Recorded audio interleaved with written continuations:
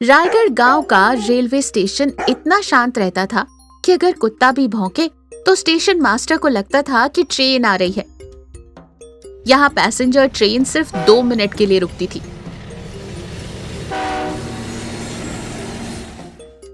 इसी स्टेशन के एक कोने में राजू ने एक नया ठेला लगाया था। ठेले पर टेढ़े मेढ़े अक्षरों में लिखा था, राजू चाइनीज सेंटर, असली मंचूरियन। दोपहर का समय, सुमेश काका बेंच पर बैठे हैं। राजू कढ़ाई में तेल गरम कर रहा है और सुमन पास ही खड़ी है। देख लेना सुमन, आज रायगढ़ के इतिहास में क्रांति आएगी। लोग समोसा कचौड़ी भूल जाएंगे। आज सब मंचूरियन खाएंगे। अरे ओ राजू, ये मंचूरियन क्या बला है भाई? कल तक तो तू नरेगा में गड्ढे खोदता था, आज कड़ाही में क्या तल रहा है? ये आलू बड़ा है क्या? अरे नहीं काका, आप भी ना, ये चाइना का डिश है, चाइना का। इसे कहते हैं गोभी मंचूरियन।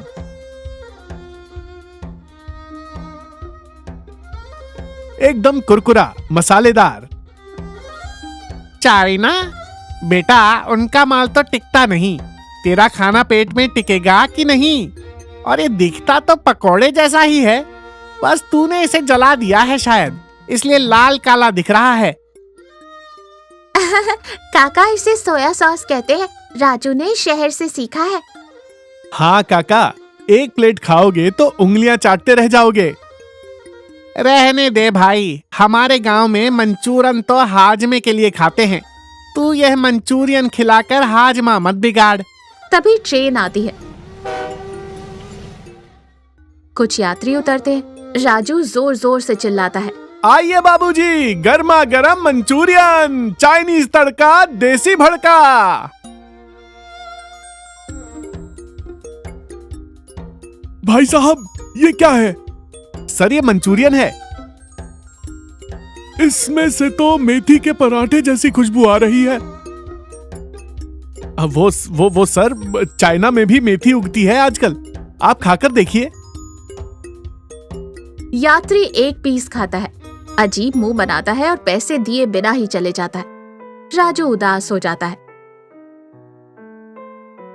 अगले दिन राजू थोड़ा निराश है।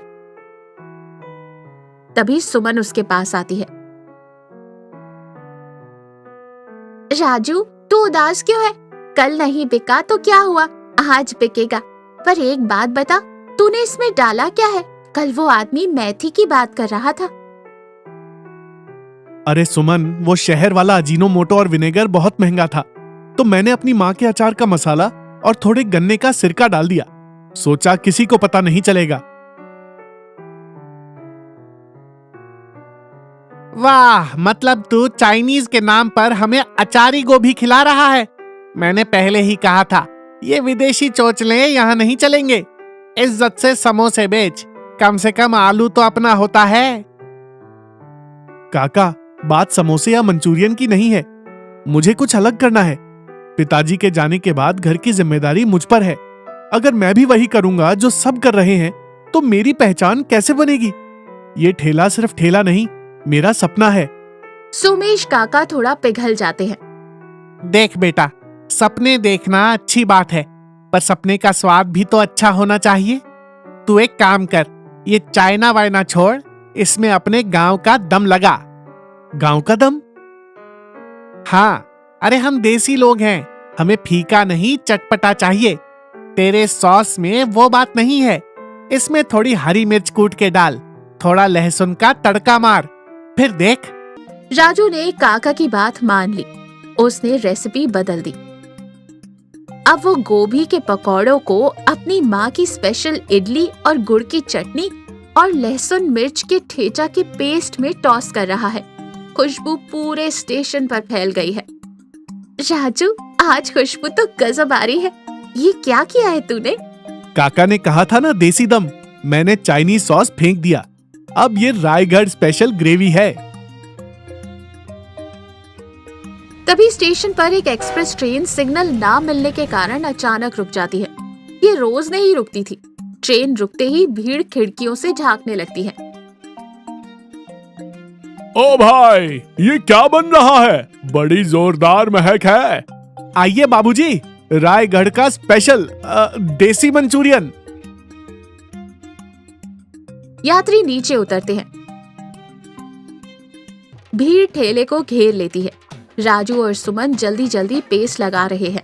सोमेश काका भीड़ देखकर हैरान है और व्यवस्था संभालने लगते हैं। ए भाई, धक्का मुक्की नहीं, लाइन लगाओ। ये मामूली खाना नहीं है, राजू के हाथ का जादू है। तभी एक शहरी बाबू टाई लगाए हुए खाता है। वाह भाई साहब, मैं दिल्ली मुंबई सब जगह खा चुका हूँ, पर ऐसा टेस्ट कहीं नहीं मिला। ये खट्टा, मीठा और तीखा स्वाद, इसमें कौन सा सॉस है? शेजवान है क्या? जी साहब, ये शेजवान नहीं, ये सेजवान सॉस है। बहुत ही दुर्लभ जड़ी बूटियों से बनता है।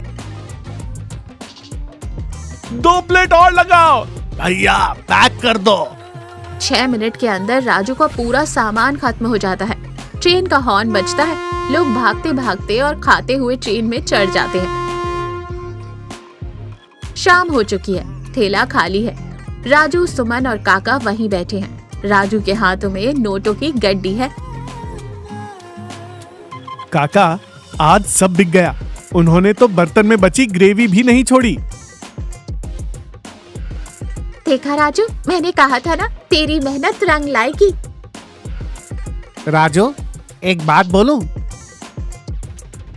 हाँ काका, बोलिए।